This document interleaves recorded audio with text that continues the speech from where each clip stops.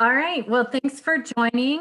My name is Tanya Perkins, and I'm a senior client advisor with Arizona MEP. And today we're bringing you a webinar called QuickBooks Accounting 101 using QuickBooks reports for your day-to-day operations. It's kind of a tongue twister. What I want to do before we have our presenter come on, give you a little bit of a background on our program, the Arizona MEP, for those of you that aren't familiar. So our mission is to make every Arizona manufacturer the most successful business it can be. We have a team of advisors shown below, and we cover the entire state. If you're not familiar with your advisor and you are a manufacturing company, please contact us and we'll make sure that you know who it is or assign you one if you don't already have one. So our program is housed under the National Institute of Standards and Technologies through U.S. Department of Commerce.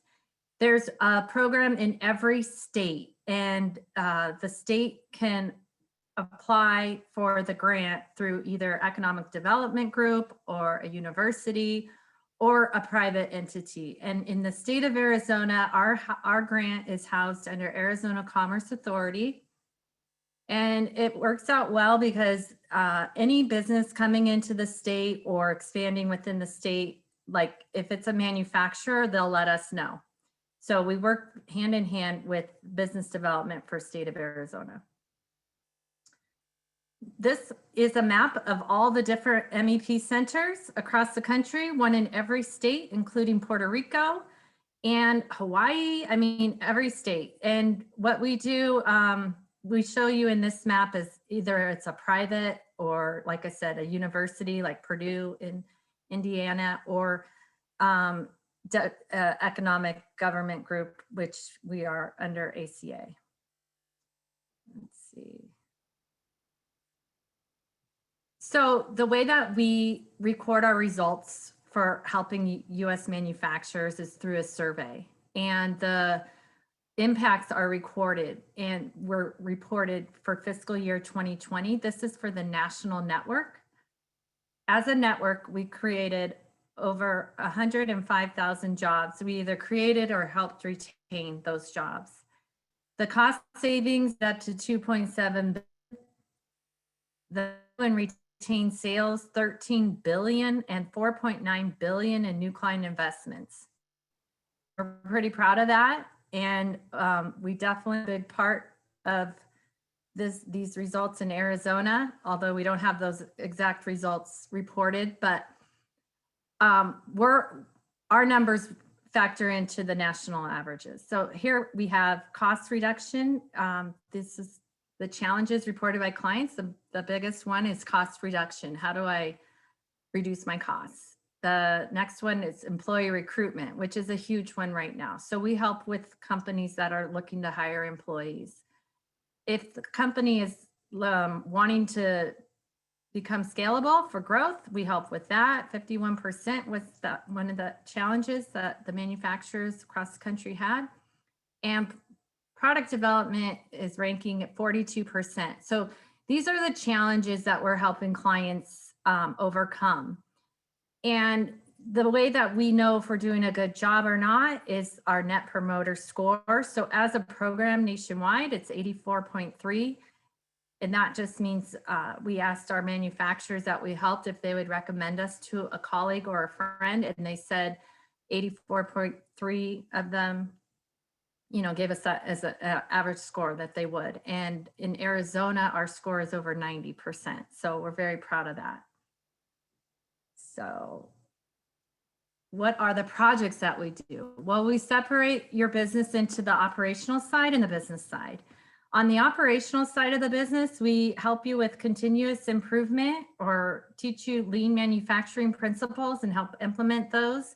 We have a full-time continuous improvement professional on our staff that will come in and help improve that process for you. We help again with staffing, like I mentioned, that's a really big one. Just helping you think outside the box in this tough economy, the best way to get the employees on board that you need. It's pretty right now, and we recognize that. coming up with all kinds of solutions to help with that. We also have quality with your quality certifications. Some of those are ISO 9001, AS 9100. And then just picking and choosing out of this list of operational excellence, areas of operational excellence. We can also help with shipping services and help reduce those charges with a cost savings program that we can share with you if you're interested. On the business excellence side, we help with the R&D tax credit that a lot of companies aren't aware of or taking advantage of. We just had a webinar on that. And the big one here is to make sure all of our manufacturers know that you're exempt from paying state and county tax on your utility bill. So if you are paying that, we can help manage a project where we can get you 4 years refund on any taxes that you were paying. So make sure to contact us if you're paying that tax, because you shouldn't be. We also help with your P&L and help you with cash flow. So we try to help you find instant wins and improve your business, you know, on the spot, hopefully by things that we've discovered. We have a huge export tech program, and we're well known across the country for how well we run it here in Arizona. So we're proud of that. So if you're looking to export, please let us know. And anything else on this list. I mean, basically, cybersecurity is a big one right now. And we're helping our manufacturers in all areas of their business. And the way that we're subsidizing those programs right now is through a CARES Act program. It's called the Emergency Assistance Program.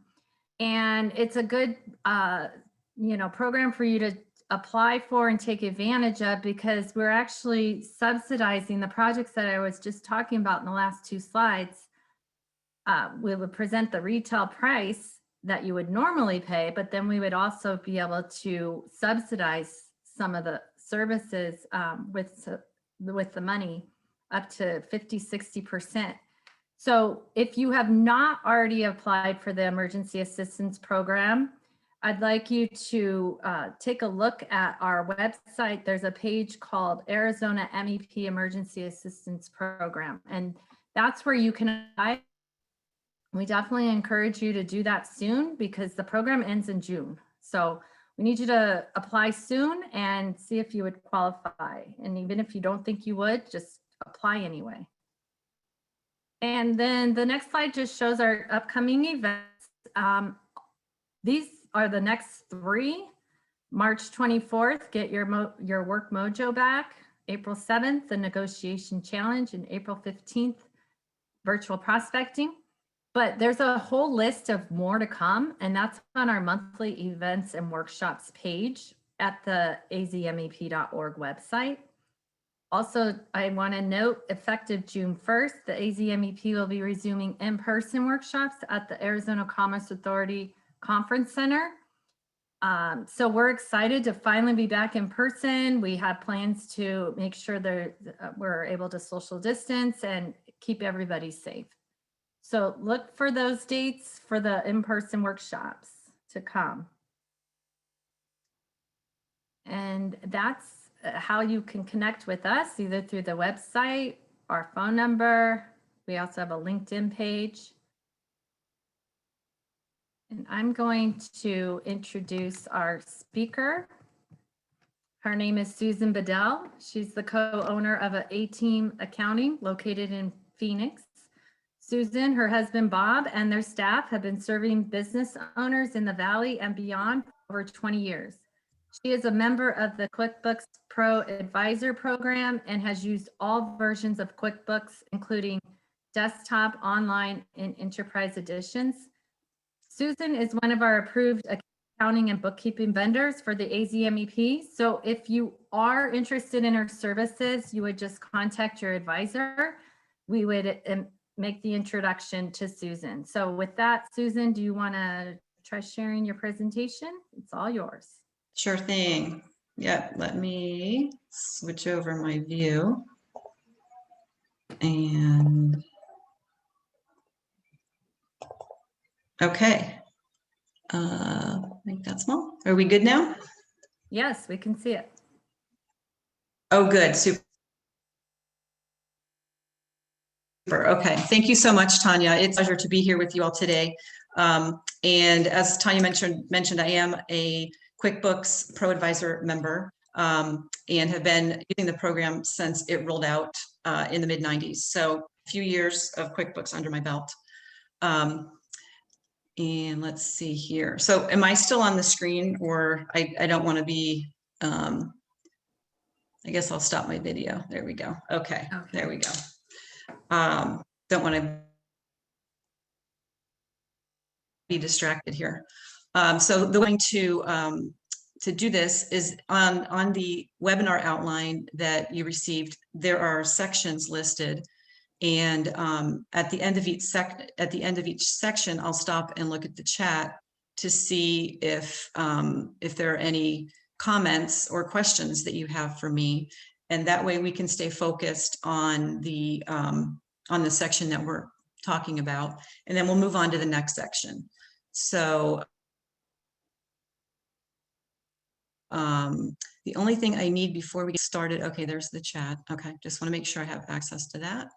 And we'll get started. So this is QuickBooks Accounting 101, and it's designed to be a very general, basic overview of reports that are contained in QuickBooks for day-to-day operations. All right. So accessing the reports in QuickBooks Desktop, there's a number of different ways you can, when you're in the program, that you can get to the reports. I focus on the drop downs because I like looking at the choices that are available.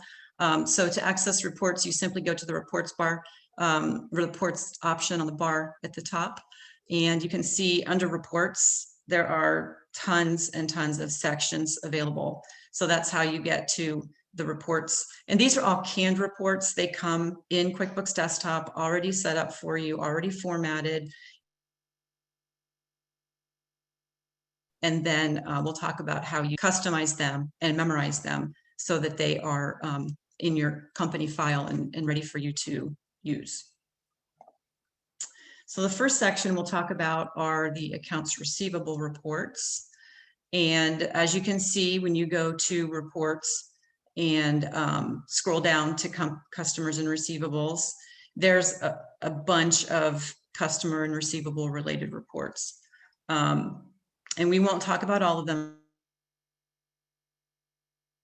I'm just going to hit the highlights, and feel free to, as I said, feel free to put some, put your questions in the chat, and then we'll come back to those at the end of the section. Okay. There we go. All right. So the first report that is quite handy for day-to-day stuff is the accounts receivable aging summary. And so this report, this is from the sample manufacturing file that QuickBooks provides. So it's not super fancy, but it has everything we need. But on this report, you can see that on the left, you have all your customers listed, and then QuickBooks schedules out the balances by customer based on due date. And then you can see, you know, current means that payment is not yet due. 1 to 30 means it's 1 to 30 days out, and so on. And you can actually change if you see at the top. Now these are slides, so I will not be able to show you, you know, live the different things, but I'm going to point to things and you can take notes. But you see at the top, you can change your interval. You can change the through. You can sort it by name, or, you know, there's other choices to sort by. And I like to, you may notice if you have opened these reports in QuickBooks, the font that's used is so tiny. And so what I do is, and we'll get to the customize, but basically go to the customize report view or report menu, and you can change the font. So this is actually a 12-point font, which I like because it's easier to read. The font that's in QuickBooks is like an 8 or 9-point font, and it is teeny tiny. So first thing I like to do is change the font so it's viewable. So anyway, this is the aging summary. And you can see, to get an idea of, what this report could be used for, it would be calls that need to be made for balances or payment, or if you know that a customer just placed a large order and you want to follow up with them to ask for payment, or whatever needs to be done as far as the receivables go, because receivables are so important to your cash flow. So that is the aging summary. The next report we have, whoopsie, is the customized menu, which I talked about earlier. So you can customize this report. You can change the dates. The customize is where you go to change the fonts, and you can change the date range. So if you wanted to look at this as of whatever date, you can change quite easily.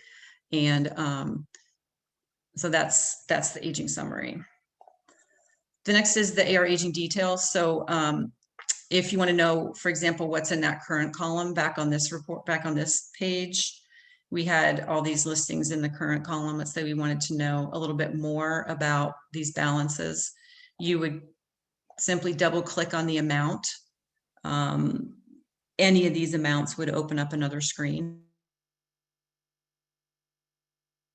For the next slide, though, we clicked on the total. And so you can see for the total that's current, it gives you more detail as far as invoice numbers, invoice dates, and any other information that's on that invoice, so that you can see what see if there's some helpful information and see what you need to know about what makes up that balance. This slide shows, how to modify. So when you come to customize and then modify, there's a number of different choices. And this is for all the reports. It's not just the accounts receivable reports. But there's a number of different tabs across the top here on this modify screen where you can change the display. You can add or take away columns. When you go to filters, there are filters that you can use. And then header and footer is more formatting. And then fonts, like we just talked about, is where you would change the font so that it's bigger. But remember when I mentioned earlier that the font is teeny tiny? Well, what's on your screen here over on the current column, that's the canned font that comes with the program. So just a little helpful hint there. But all the reports are customizable, and using these different tabs, then you can get the report the way you really want it to be, that it's useful for you. So here is where we can add or take away columns, and there's dozens of columns here. They're not all shown. But that's where you can, again, have the display list the columns with the information that you wish. And for this example, we added the state of the customer to be a column. So that's what this column is. Same report, just a new column. And you can go back and swap out, change columns and add, subtract, delete, whatever you wish to do. And then here's the filter screen. So you can filter the reports to show specific data only. Again, a number of different filters that you can use to, you can sort by, you can filter by amount. So only things over a certain dollar amount would be on the report. And on. There's a bunch of different filters that you can use. And so for an example of a filter, you could filter by name so that only one customer appears on this report. And I see we have some chat questions. So I'll jump over to chat real quick and see what we have. What is your last name and contact? Okay, go ahead, Tanya. So I think that they're just saying if you can make your screen bigger. So I was commenting on the view they could use to see it in the okay. It says view, and if you click on standard, it makes it bigger for the people watching the webinar. And then the other question was if we were going to send. Okay, gotcha. Okay. And we are. So I'm gonna monitor this for you, Susan, so you don't get interrupted, and then I'll let you know if it's Okay. a question on the presentation, okay? Something I need. Okay, super. Yeah. Thank you so much, Tanya. You're That's awesome. welcome. No Okay, problem. wonderful. All right, so let's see here. Get back to my slide. There we go. All right, and now this is the AR aging detail report. So this takes everything from that AR aging summary and then gives us the detail. And again, it groups it by current and then the 30-day intervals, which again on this report can be changed. If you want to make it 15 days, if you want to make it 10 days, you know, whatever your desired interval is, you can change it. And this shows all the detail for that AR aging report, grouped by what the status of the invoice is, if it's current or not. And this again is the open invoice report. So this is an alphabetical report, can be ordered any way you wish. But it again shows you details for the open invoices, and it's totally customizable, add columns, take away columns, whatever you wish. Okay, so that is what I have on accounts receivable reports. And as I said, when you go through the list, there's at least, you know, 10 or so reports for each section on this report drop down that you can go and you know, play with and have fun with. I like we won't be getting into the graphs, but there are graphs. So the great thing about QuickBooks is that it gives you information that you need, and then you can pick how you want the style to be. So some people are, you know, just bare bones, give me the numbers. So that tends to be these reports up here. And then these others are, you know, graphics and things that for people who learn visually, graphs, you know, have more of an impact and are more helpful. So that's one of the great things about QuickBooks and the reports that they designed to be within the program is you can use the ones that suit you best. So getting into the sales reports, here is a sales by customer summary, and this is a handy report. You can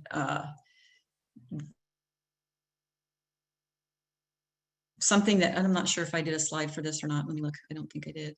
Oh, I think it's in the next one. But something that a client of mine uses this for at the end of the year when they're working on sending gifts to their, you know, largest customers. They'll run this report and see dollar wise, and that's not necessarily the only decision that, you know, dollars that they use to decide, but this report could be used for you know, for gift giving, if you want to, let's say it allows for, you know, sending a gift of X dollars to the top 10 customers or whatever, then you could very easily determine that using this report. Another helpful thing with this report is when you customize it and you include previous year and percent change, then you can see, well, this is not a good example because there's no data for 23, but let's just say there was. When you have 2 years compared, then you would get a percentage change. And so if someone goes, you know, 50% down, then that is likely a customer that you want to follow up with and find out, you know, what the story is, and if there's something that you need to do to, you know, maybe earn back their business or bring them back or whatever the case may be. So when you add these columns in, because when you go back to the original one, we just had data for the, you know, this fictional 2024 year. But when you bring more information in, then it makes the report that more useful. And here are some other ways you can modify. You can filter for specific data. For example, you could, on this report, you could show sales for a certain class. And, you know, classes in QuickBooks are basically departments, most likely departments, but everyone uses classes for different things. So you could very easily filter out and ask for a certain class or sales for a certain state, for example. That might be helpful. A manufacturing client I worked with previously used this report to show sales for a certain state or group of states, because they had their sales territories grouped by state. And so we developed reports that would show all the sales for customers listed in certain states. And then it nicely summarizes them for you by customer name and the jobs. That's what these are. So for this example, the Dunning's Pool Depot is the customer, and then you have the jobs listed under that customer. So there are just tons of ways that you can use these reports to make the data to your liking and for your purpose. And for the example that I just gave you of the manufacturer that used it by area, it was very helpful for their salesperson to be able to identify which customers needed to be followed up with, maybe need a personal visit when they were doing a tour of that particular part of their sales region. So that's where filters can be really handy. And again, memorizing the reports, that's choice number 4 here across the top of the screen. Once you have a report that you really, that you intend to use over and over, memorizing the report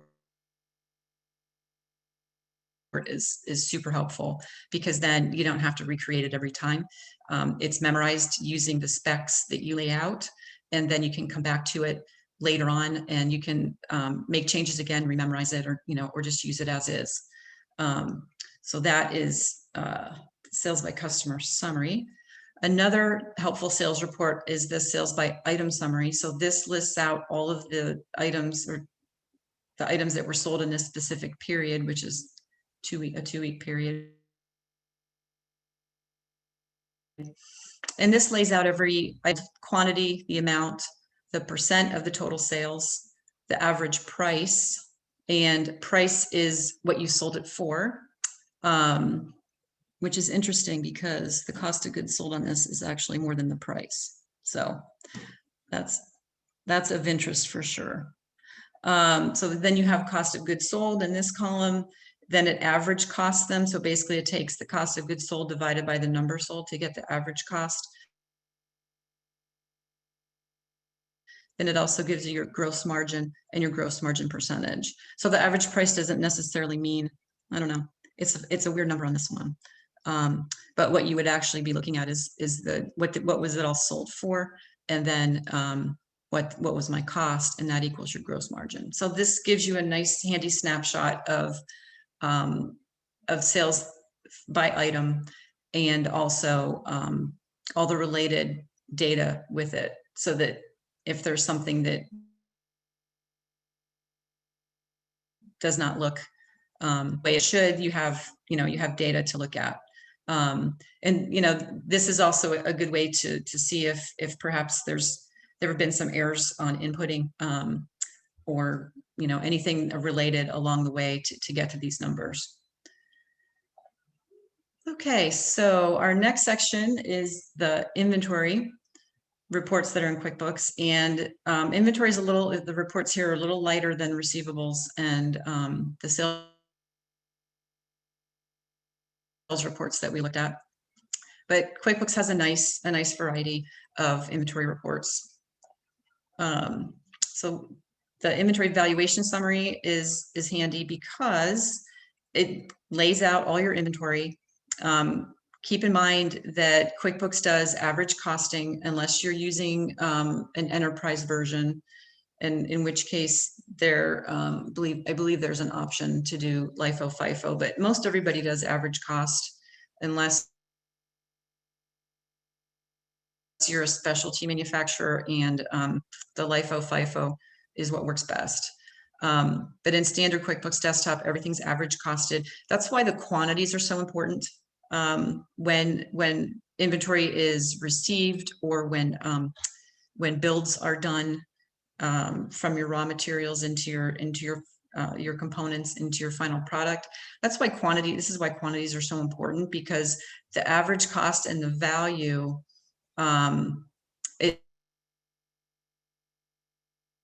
it all depends on these quantities, and the quantities are really important. Unit of measure is important also. So we have eaches here, and just across the line, the quantity drives, so it drives everything really on this report. So, oh, there we go. Scrolling ahead. The other report that is good to do, not necessarily on a weekly basis, because that would be a full-time job for anybody who handles inventory, but QuickBooks has a very handy, easy to access physical inventory worksheet.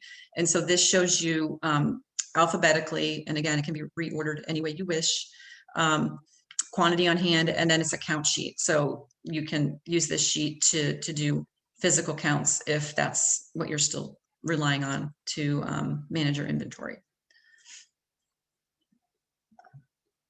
Okay, so we will go right into purchasing reports, and again, a little bit of a variety for purchasing reports that QuickBooks offers. And the first one I've chosen is purchases by item, and this shows for a certain period, again, the quantity of each item purchased and then the amount. And so that is actually what was paid for it. So it is not, this is an actual real dollar. It's not average costing.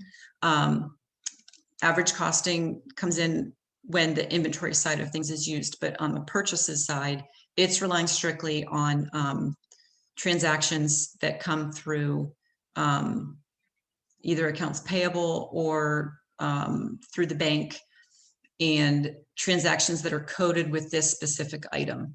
So it's showing you the quantity and the amount, and then it can be customized. There's a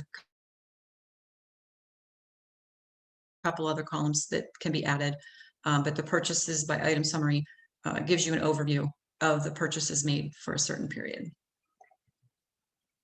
And another report that is very helpful is the open purchases report. If you're using QuickBooks purchase orders, the purchase order, as you know, is a document that comes before the invoice. So this is basically requesting these items from the vendor. And so the open purchase order report should be looked at on a regular basis, because this will show you what purchase orders were generated and still open. And the definition of an open purchase order in QuickBooks is either a purchase order that has no activity at all, meaning no items have been received, no bill has been received against that purchase order, and it's still hanging out there, or the purchase order has been partially received. A purchase order is not considered closed until all of the items on it have been accounted for. So the open purchase order report is very handy because it gives you an idea of what's still out there. And then, as you can see, the report date that was chosen for this slide is December 15th of 2024. The purchase order date for this first line is June 1st of 2024. And I apologize, this is kind of, it's really blurry on my screen, so I apologize if it's that way on yours. But anyway, this gives you kind of a heads up. Hey, why do we have an open purchase order from June? And then on this report, if you want to know more about this purchase order, you can double click. That's one of the great things about reports, is it's not just a whiteboard. It is actually QuickBooks, as you know, once you use the reports and bounce around a bit, you'll see that you can open up things very easily. So, question one would be, why do we have an open purchase order from June? Here we are, almost the end of December. And then, on the line, on down the line, it just depends on really, what what is your particular arrangement and agreement with that supplier as far as how long the purchase order should stay open, or plan to stay open. So so that's a good report to be looking at. All right. Vendors and payables is our next section, and nice variety of reports there. The AP aging summary, just like the similar AR aging summary, schedules everything out based on the intervals that you wish, 30 days through 90 days, and it can be sorted, it can be formatted, and this is the teeny tiny print, but anyway, it gives you an overview of your aging, and then also, you'd want to be paying attention if there's anything generally in over 30 days column, because by the time you get this report, honestly, if you're over 30 days with someone, you've probably already heard from them. And the next unpaid bills detail report, this shows you the unpaid bills by vendor with all the relevant information. And so there we go. The unpaid bills report is helpful when pay bills, to sit down and figure out which ones are current and maybe or past due rather, and if there are issues with why is this still on here, why is it over 30 days, maybe it's an issue with the supplier, maybe there's a credit memo out there or something that is going to adjust that amount. So this gives you the detail behind what's open in AP. On this screen, you can hover the mouse over the dotted lines that separate the columns. It's very, very faint, but it's gray and you can see it. And when you do that, you can actually make the columns wider. So that's great when you're looking at reports on screen, because then you won't have things like on this number column. Once it's resized, you can see over here on the right, the number is, you can read it now. You're not stuck with a truncated version of what the number is. The one thing about resizing the columns, though, is that I've noticed that QuickBooks, even if you memorize the report that way, it may or may not remember that the next time you open the report. So just something to be aware of. So that's a helpful hint on resizing the columns. And again, all these reports, you can do filters. And on this particular unpaid bills report, we're filtering unpaid bills to a specific vendor. And so once we do that, we pick the vendor, then we get a listing of the bills that are open just for Anderson's Hardware. Another way to look at this AP history would be a transaction list by vendor. And when you do that, it gives you all of the transactions for that vendor. You can see everything: bills, POs, bill payments, all the history, and it can be sorted by date. That's usually the most, when you're looking at history, that's the most helpful. Or you can sort it by type. So it would group everything, all the bills together, all the POs together, all the payments, all the bill payments together. There's just a ton of different ways that you can view the information on this report. And again, customize it. You can add columns, take away columns, whatever you wish to get the report formatted so that it's helpful for you.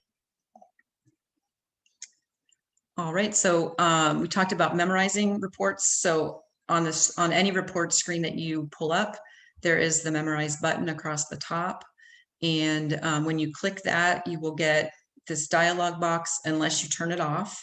But the very first time you hit memorize, you'll get this. And so it's asking if you want to memorize the report. So we would answer yes to that question. Susan, I did Yes. get a couple questions. Sorry, they were in Q&A, not chat, but Okay.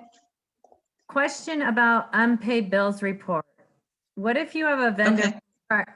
from prior years with a balance and you write them a check, but the balance is still showing up? Okay. So in a case like that, most likely the check that was written to the vendor was not coded to accounts payable. So I would check the coding of that check. Make sure that the check is coded to accounts payable, and then I'll type the answer. I guess I can type the answer, but I can say it while I type it. Coding on the check should be accounts payable, and then the other QuickBooks will not automatically apply that payment to those to that balance.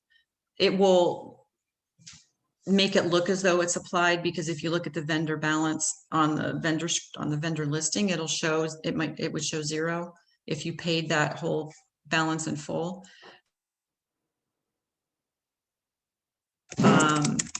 But there is another step. You have to go to bills and pay bills and apply the check to the open bills. And that's a step that not everybody is aware of, because QuickBooks is just so well, it only knows what we tell it, right? So in order to apply it properly, just follow the steps I gave you. And I know it seems a little weird to go to the pay bill screen because you've already paid the bill, but what'll happen is the payment will be there, and the bills will be there, and you have to, there's a button that says I think it's credits is what it's called, and it'll open up the bill payment, and then you apply it against the bills. So that's likely why you're still seeing the balance showing up, Tatiana, is because that the check is hanging out there, the bills are hanging out there, and they just haven't been matched up yet. So that pay bills screen, that's where you would do that. You don't want to create another check. All that you're doing is matching them up, and over on the right, it will keep track of how much you're paying, and it should be 0. And it should flash a message on the screen at the end that that a bill payment was created, but with a $0 amount. So I hope that's helpful for you. All right. And I think there's a message for you, Tanya, on the chat. All right. So getting back to Memorize, this will be the second screen that you see after you click Memorize. On this screen, you will name the report, and then you have the option of saving it in a group or not. You can uncheck that box. And then you also share this report template with others. And what that means is it puts it out in the QuickBooks community. I don't ever check that one, to be honest with you. But the Save Memorize Report group is very helpful because you can stack reports in one group on your Memorize Reports list. All right.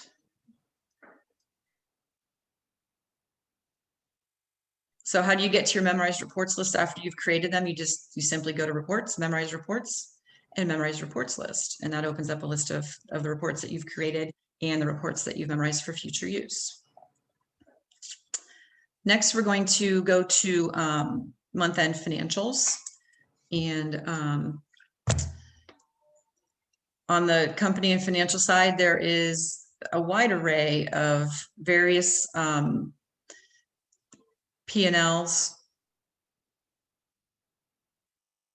income reports, expense reports, and standard balance sheets and detailed balance sheets. So the two we're going to talk about today are just the basic month-end reports, the balance sheet and the profit and loss. And so these reports are generally run after your books are closed or ready to be closed. I like to run these reports before I close the books and after I close the books so that I can see the changes that were made, because as you do the month-end close, the balances will change in various accounts, and it's kind of nice to see what they look like before and after. So the first report we're going to look at is the balance sheet. And the balance sheet is basically the assets, liabilities, and equity of the company. Assets are what the company owns, OWNS. Liabilities are what the company owes, OWES. And then the equity is the difference between the assets and the liabilities. So the balance sheet gives you an overview of each of those categories. This is the asset section, so all the things that the company owns would be listed.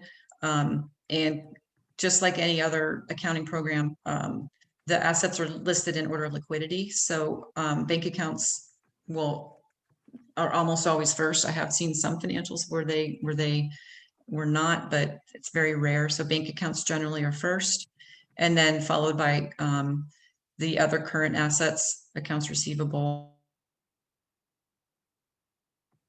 inventory, and then on down the line. So this is not a full balance sheet, it's just a section of one.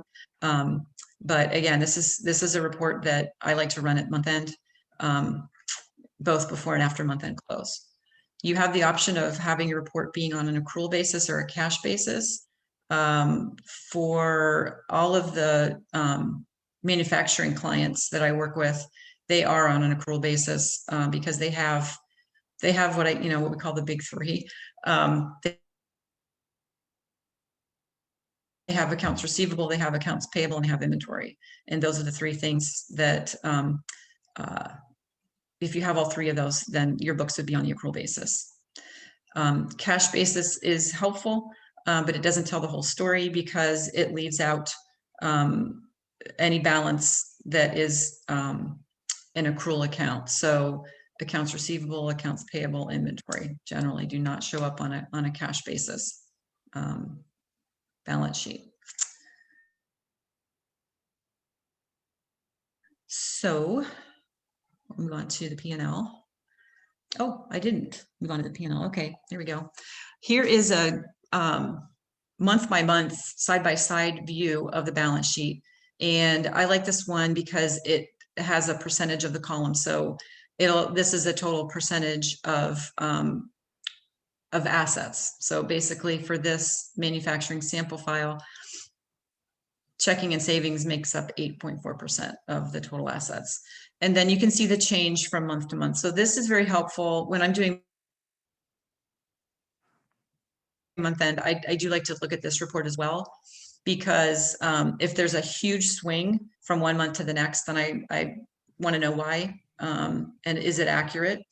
And so this report would show me, and would be very helpful in terms of pointing me to maybe some accounts that need to be looked at further. Another thing about the balance sheet that you'll want to keep in mind. It cut out when you yes. Go back to how you got to that report.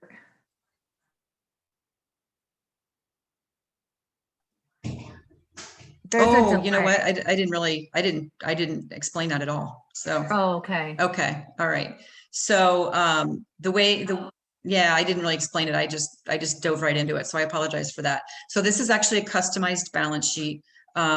It's not one that comes in QuickBooks, but it's very easy to do. And so that would be under the customized report screen, or the customized report option up here in the upper left-hand corner. And basically what you do is you change the date range for the report. So in this case, I would have from 10/1 of 2024 to 12/31 of 2024. And then I told QuickBooks to add columns for the month. And so it takes all the months in the date range I just told it, and it drops them into columns. And then I added a percentage of column, which would be on the customized report, the customized menu as well. So this takes all the balances as of the last day of each month. QuickBooks is really super smart that way. It knows. the last day of each month, and then it pulls the numbers into the report for you. So this is a great report, again, to see trends. Did something go up hugely? Did something go down hugely? And then do I need to look at that a little more? And another good indicator is that if there were to be on any of these reports or any of these sections of this report, rather, if there are any negative numbers, then you definitely want to look, because you should not have a negative balance. There should not be a negative amount showing in a bank account, for example, or an accounts receivable.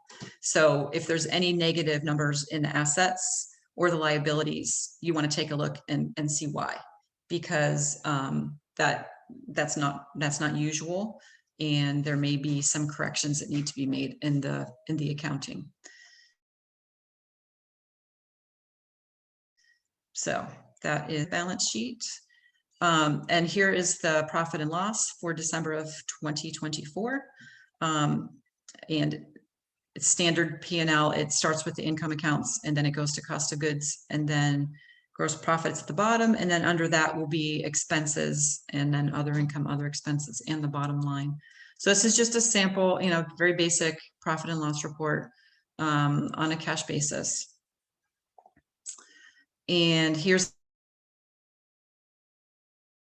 the comparative. Again, I did October, November, and December, and then it rolls up all 3 months in this total column here. And so the profit and loss by month is great to look at, because you can see trends. So you can see, in October, pull cover and equipment sales was 18,000. In November, it was 10,000. Oh my goodness. In December, we had 101,000. And so if you know that number is accurate, then there's really nothing else to look at, nothing to see here. But on this report, you can double click and it will open up the detail as far as what makes up that number, and then you can review it to make sure that it's accurate. The interesting thing about cost of goods is that it lines it out, line by line, column by column, and then you can look at the changes. And this is the percentage of income column with the total is all of them averaged together. So the idea of, the 3 months looked like this, but this month looked like this, and then you can look closer where you need to. So it's interesting, that the cost of goods percentage is kind of all over the place, but then again, we had a large increase in this line, which makes sense that our cost of goods would be higher. So the profit and loss, really, you can analyze things and get a better idea of things to look at. That's why the month-end reports are handy from the accounting and bookkeeping side of things and from the operations standpoint. But generally speaking, before financials are turned over at the end of the month, the accountant or bookkeeper will go through these reports and see if anything looks awry. I do apologize, at the bottom, the percentage of income is cut off, but you can still read the amounts, and you can see that cost of goods in October was 42.5%, November 60.5%, and December 7%. So again, that most likely has to do with what we recognize on this first line, the pull cover and equipment sales. But you get the idea. There's a bunch of different ways you can use this report to look at the month that you're closing, and then also compared to previous months. Okay, so the next section we'll talk about is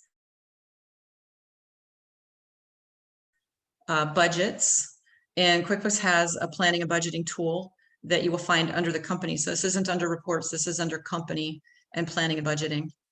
And then the one that we will use today is the setting up budgets.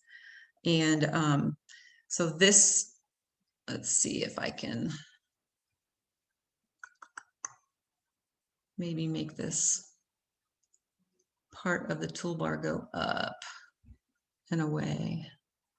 No, I don't want to do that. Okay. I'm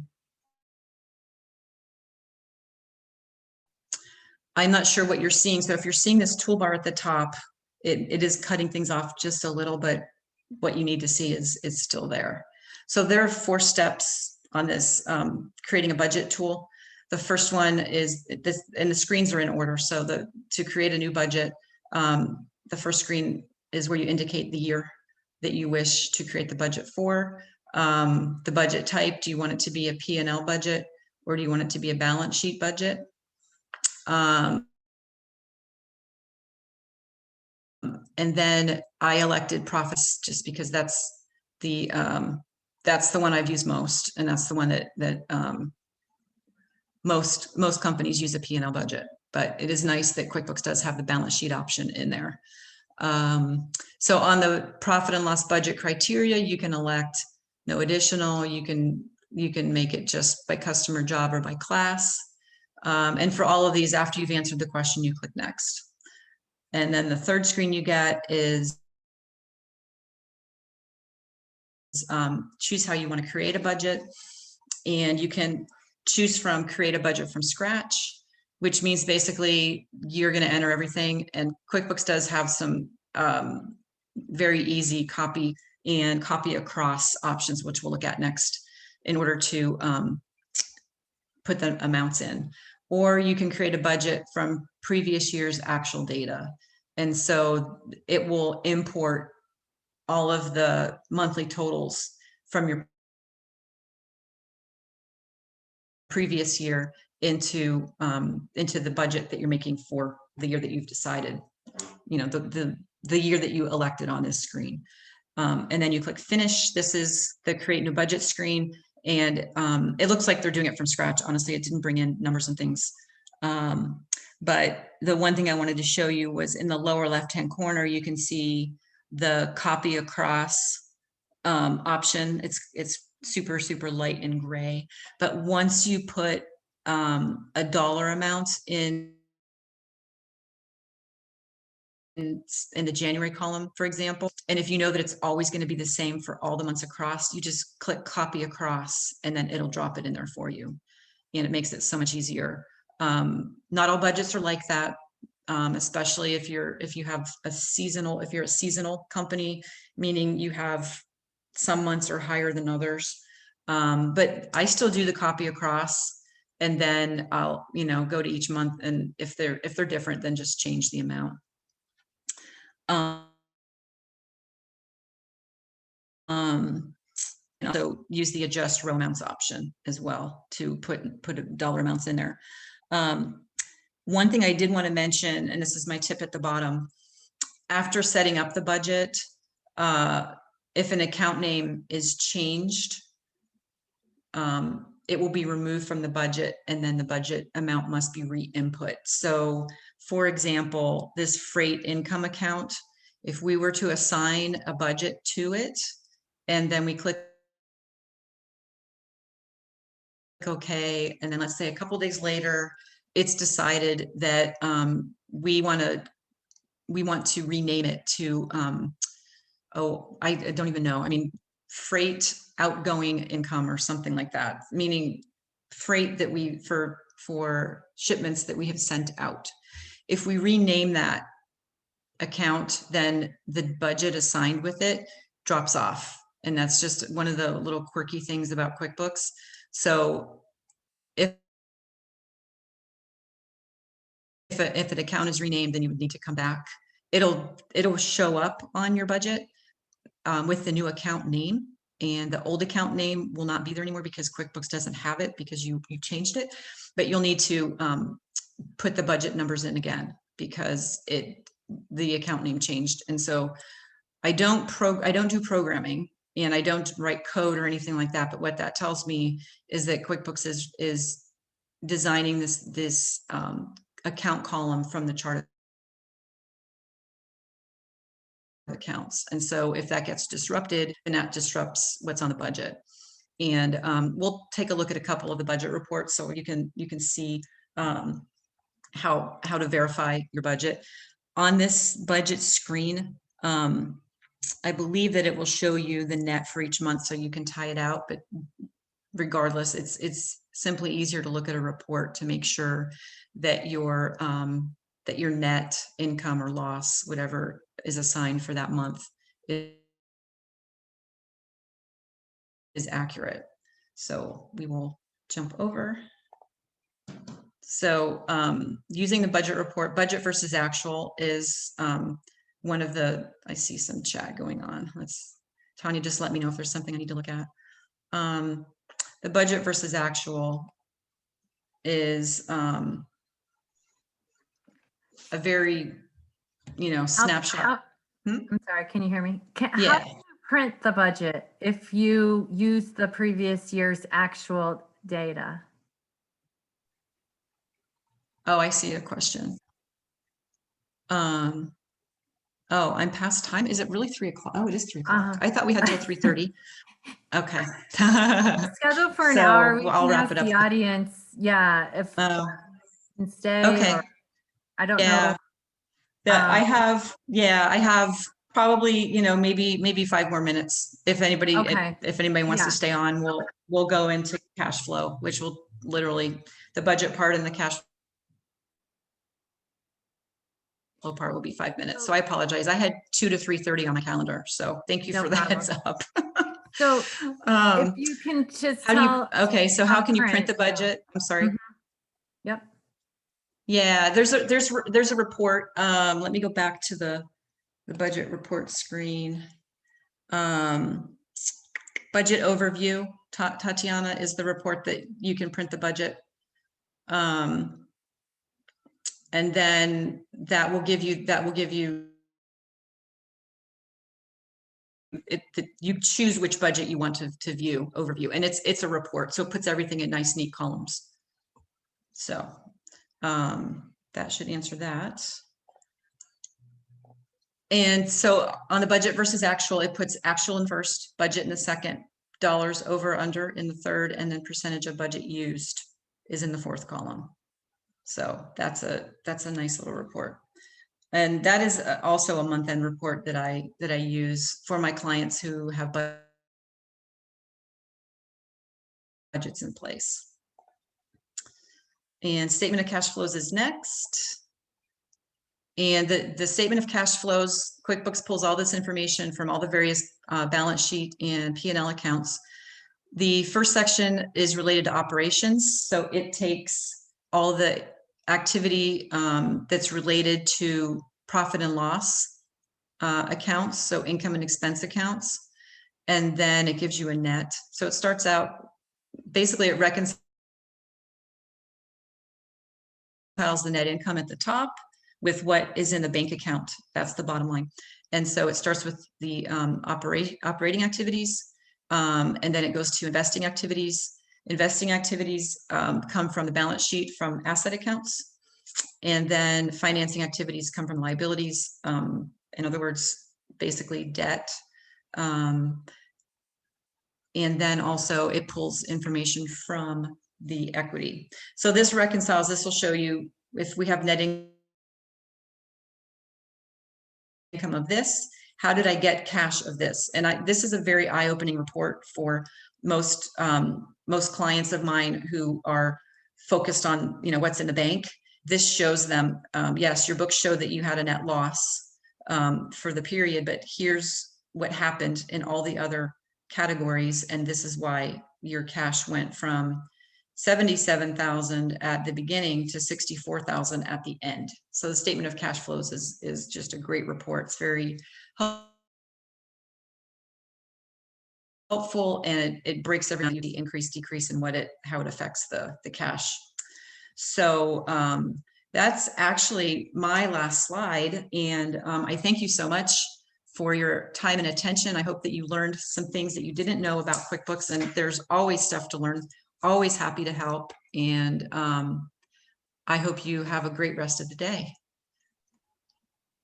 Thank you, Susan. So we'll wait and see if anyone has any other questions before we wrap it up. And if not, we will send out this video. It's been recorded, so we're going to send it out to all the participants and then probably make it available for those that weren't able to make it today that had signed up and aren't here. So, Okay. with that, if there's no other further questions, then we can go ahead and end the webinar since we are past the 3-hour mark. So thank you everybody for attending and have a nice day. Great weekend, actually. Have a great weekend. Thank you all.